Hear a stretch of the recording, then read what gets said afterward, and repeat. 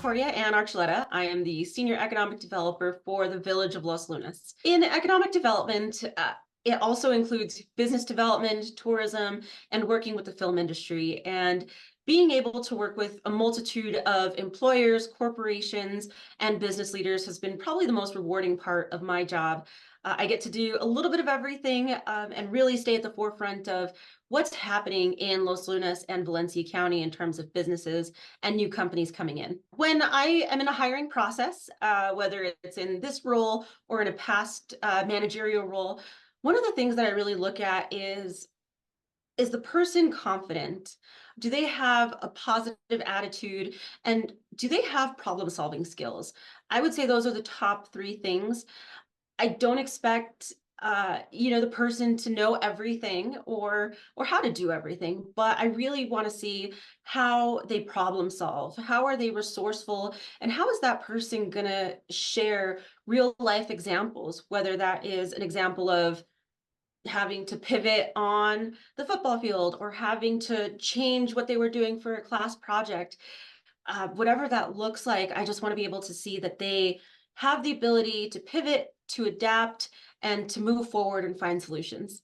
I would say the first thing I look at that it's a very clear, concise, and visually neat resume. I believe that just having, and it doesn't have to be overcrowded with words. It can just be very succinct and concise bullet points of this is my experience, this is what I've done. That's extremely helpful. It doesn't have to be, especially early in your career, it doesn't have to be a 4-page resume. Just 1 page is good.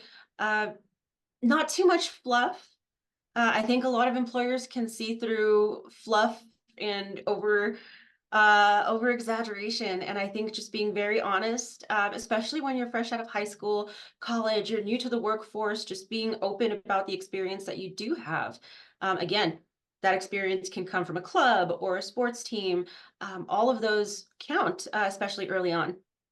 So I would really say a couple of red flags for me as an employer when I see that there are a number of gaps in employment, that can definitely be a red flag.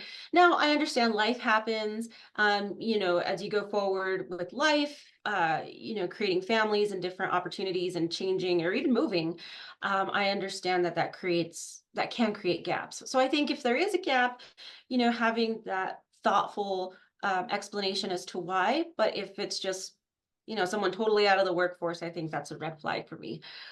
Um, and also just frequent jumping. Not so much to the point where I'm really going to look negatively on somebody, but if it's a higher level position, I would like to know that someone has had a significant amount of experience under their belt, either with the same company or in the similar industry.